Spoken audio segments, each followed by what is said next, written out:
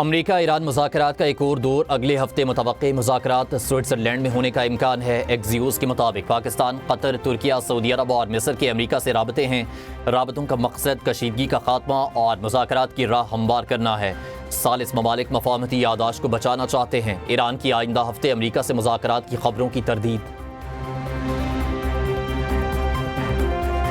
صدر ٹرمپ نے ایران سے مذاکرات جاری رکھنے کا فیصلہ کیا ہے۔ امریکی میڈیا کی رپورٹس میں بڑا دعویٰ کہا۔ امریکی صدر نے نائب صدر جے ڈی وینس اور وزیر خارجہ مارکو روبیو کو ہدایت کی ایران کے ساتھ سفارتی رابطے اور بات چیت جاری رکھی جائے۔ عالمی تجزیہ کاروں کا کہنا ہے ٹرمپ کی ہدایات کا مقصد ایران کے ساتھ کشیدگی کو قابو میں اور متنازع امور پر مذاکرات کا سلسلہ برقرار رکھنا ہے۔ واشنگٹن نے ایران کے ساتھ ممکنہ معاہدے کو نیوکلیئر ڈیل سے مشروط کر دیا۔ امریکی عہدیدار نے اے بی سی نیوز سے گفتگو کی۔ کہا اگر ایران نیوکلیئر ڈیل پر آمادہ نہیں ہوتا تو دونوں ممالک کے درمیان کوئی معاہدہ نہیں ہوگا۔ کسی بھی ممکنہ معاہدے کا انحصار صرف نیوکلیئر ڈیل پر ہے۔ واشنگٹن ہر قیمت پر اس معاملے میں پیش رفت چاہتا ہے۔ ایران سے متعلق متعدد آپشنز موجود ہیں، ان میں فوجی، سفارتی اور اقتصادی دباؤ بھی شامل ہے۔ امریکی عہدیدار کا کہنا تھا کہ اگر تہران نیوکلیئر ڈیل پر آمادہ نہ ہوا تو امریکہ دیگر ذرائع سے بھی اپنے مفادات کے تحفظ کے لیے اقدامات کر سکتا ہے۔ Pakistan expresses its deep concern at the escalation in tensions in the region. The cycle of violence and instability must end for the good of regional and international peace, security, and prosperity. All efforts should be made to restore normalcy and bring the parties back to the negotiation table.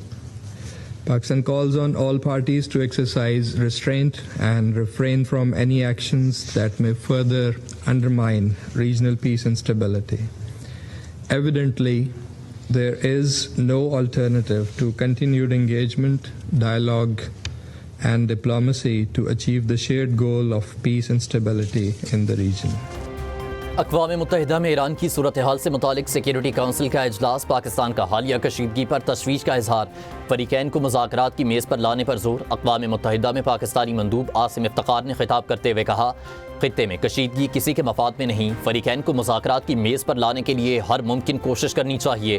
فریقین صبر و تحمل کا مظاہرہ کریں، ایسا قدم نہ اٹھائیں جس سے خطے کے امن کو نقصان پہنچے۔ عاصم افتخار کا مزید کہنا تھا اسلام آباد مفاہمتی یادداشت مسائل کو مذاکرات کے ذریعے حل کرنے کا روڈ میپ فراہم کرتی ہے۔ عوام کو ایک اور جھٹکا، پیٹرول اور ڈیزل پھر مہنگا۔ پیٹرول کے نرخ 13 روپے 18 پیسے، ہائی سپیڈ ڈیزل کے 13 روپے 80 پیسے فی لیٹر بڑھ گئے۔ وزارت پیٹرولیم نے نوٹیفیکیشن جاری کر دیا۔ پیٹرول کی نئی قیمت 310 روپے 71 پیسے مقرر، ڈیزل کی فی لیٹر قیمت 323 روپے 30 پیسے فی لیٹر ہو گئی۔ لائٹ ڈیزل کے نرخ 9 روپے 74 پیسے بڑھا دیے گئے، نئی قیمت 205 روپے 22 پیسے فی لیٹر میں دستیاب۔ مٹی کا تیل بھی 11 روپے 19 پیسے فی لیٹر مہنگا، نئی قیمت 242 روپے 33 پیسے فی لیٹر مقرر۔ جیٹ فیول کی قیمت میں 6 روپے 25 پیسے فی لیٹر اضافہ، نئی قیمت 237 روپے 97 پیسے فی لیٹر ہو گئی۔ پیٹرولیم ڈویژن نے پیٹرولیم لیوی میں بھی اضافہ کر دیا۔ جاری نوٹیفیکیشن کے مطابق پیٹرول پر فی لیٹر لیوی 9 روپے 64 پیسے بڑھا دی گئی۔ پیٹرول پر فی لیٹر لیوی 80 روپے مقرر، ڈیزل پر فی لیٹر 70 روپے 82 پیسے اور مٹی کے تیل پر 20 روپے 36 پیسے فی لیٹر لیوی برقرار رکھی گئی۔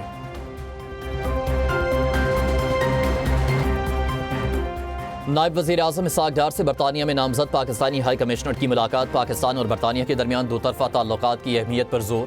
ترجمان دفتر خارجہ کے مطابق اسحاق ڈار نے نامزد ہائی کمشنر کو مختلف شعبوں میں شراکت داری کے لیے کوششیں تیز کرنے کی ہدایت کی۔ نائب وزیر اعظم کی زیر صدارت بندرگاہوں سے متعلق اعلیٰ سطح کا اجلاس۔ بندرگاہوں کی رابطہ کاری بہتر بنانے اور آپریشنل نظام مؤثر بنانے پر غور۔ اسحاق ڈار کا گفتگو کرتے ہوئے کہنا تھا مؤثر روابط پاکستان کو علاقائی تجارتی مرکز بنانے میں اہم کردار ادا کر سکتے ہیں۔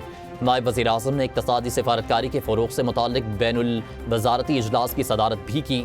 متعلقہ حکام کو اقتصادی سفارتکاری مزید مؤثر بنانے کے لیے کوششیں تیز کرنے کی ہدایت۔ حکومت کا افغان باشندوں کو وطن واپس بھجوانے کا عمل تیز کرنے کا فیصلہ۔ بغیر ویزا مقیم ہر افغان شہری کو فوری گرفتار کیا جائے گا۔ وزارت داخلہ نے حکم جاری کر دیا۔ کہا غیر قانونی افغانیوں کو پناہ دینے یا کرائے پر رکھنے والوں کے خلاف بھی کارروائی ہوگی۔ راولپنڈی سمیت پنجاب میں افغان باشندوں کی جیو ٹیگنگ اور جیو فینسنگ مکمل۔ وفاقی وزارت داخلہ کو افغان باشندوں کے انخلاء کے حوالے سے روزانہ رپورٹ بھیجی جائے گی۔ وزیر موسمیاتی تبدیلی مصدق ملک کا کراچی میں ماحولیاتی ماہرین سے مکالمہ۔ وفاقی وزیر مصدق ملک نے خطاب کرتے ہوئے کہا، موسمیاتی تیاریوں پر خصوصی توجہ ضروری ہے۔ اس سال مؤثر موسمیاتی پالیسیز بنائیں گے۔ گلیشیئر پگھلنے سے شدید بارشوں اور سیلاب کا خدشہ ہے۔ حفاظتی اقدامات کا جائزہ جاری ہے۔ مصدق ملک کا کہنا تھا، ڈیم اضافی بارشوں کا پانی ذخیرہ کرنے کی مکمل صلاحیت رکھتے ہیں۔ شہری علاقوں میں کلاؤڈ برسٹ اور اربن فلڈنگ کا خطرہ برقرار ہے۔ سیلاب اور خشک سالی زراعت کے لیے سنگین خطرہ ہے۔ غیر ملکی خواتین کے اغوا اور مبینہ زیادتی کا مقدمہ۔ گرفتار 3 ملزمان کا مزید 5 روزہ جسمانی ریمانڈ منظور۔ ملزمان کو سخت سیکیورٹی میں چہروں پر ماسک لگا کر عدالت میں پیش کیا گیا۔ تفتیشی افسر نے عدالت کو بتایا، ملزمان کا میڈیکل مکمل ہو چکا، مزید ریکوری باقی ہے۔ پولیس کے مطابق ملزمان سے مبینہ طور پر سونے کی انگوٹھی اور گھڑی سمیت دیگر اشیاء برآمد کرنی ہیں۔ ملزمان کے خلاف مقدمہ تھانہ ڈیفنس سی لاہور میں درج ہے۔ جڑواں شہروں اسلام آباد اور راولپنڈی میں بارش، گرمی رفو چکر، ٹھنڈی ہواؤں نے خوشگوار موسم کو مزید رنگین کر دیا۔ محکمہ موسمیات کی 13 جولائی تک مختلف علاقوں میں بارش متوقع۔ مری گلیات کشمیر میں لینڈ سلائڈنگ کا خطرہ، پہاڑی ندی نالوں میں پانی کے بہاؤ میں اضافے کا امکان۔ وزیر اعظم کی ہدایات پر ایمرجنسی ریسپانس کمیٹی کا دوسرا اجلاس۔ گلیشیائی جھیلیں پھٹنے، سیلاب اور لینڈ سلائڈنگ کے خدشات برقرار۔ اداروں کے درمیان مؤثر ہم آہنگی کو مزید مضبوط بنانے پر اتفاق۔ نوجوانوں کو معیاری سہولیات دی جائیں تو مؤثر آبادیاتی اثاثہ ثابت ہو سکتے ہیں۔ وسائل کی متناسب اور منصفانہ تقسیم ہی خوشحال عوام کی ضمانت ہے۔ صدر وزیر اعظم کا آبادی کے عالمی دن پر پیغام۔ صدر آصف علی زرداری نے کہا، آبادی اور ترقی ایک دوسرے سے گہرا تعلق رکھتی ہیں۔ تعلیم، صحت اور معاشی مواقع میں پیش رفت خاندانوں اور معاشروں کو مضبوط بناتی ہیں۔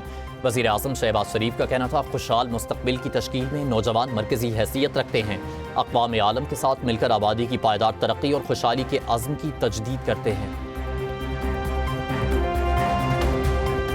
بجلی کے شعبے میں بہتری حکومت کی ترجیح ہے۔ معاشی ترقی کے لیے توانائی ضروریات پوری کرنا ناگزیر ہے۔ وزیر توانائی سردار اویس لغاری کا لاہور میں خطاب، کہا، توانائی کی ضروریات پوری کرنے کے لیے طویل المدتی منصوبوں پر کام جاری ہے۔ حکومت توانائی کے شعبے میں اصلاحات لانے کے لیے اقدامات کر رہی ہے۔ پاکستان میں تعلیم کی سب سے بری صورتحال سندھ میں ہے۔ کراچی شہر کی آدھی آبادی کو پینے کا صاف پانی میسر نہیں۔ بچوں کی تعلیم سے زیادہ شہریوں کا خرچہ پانی پر ہوتا ہے۔ سابق وفاقی وزیر مفتاح اسماعیل کی گفتگو، کہا، اساتذہ کے مسائل حل کرنے کے لیے اقدامات کیے جائیں۔ تعلیمی اداروں میں میرٹ پر بھرتیاں ہونی چاہیے۔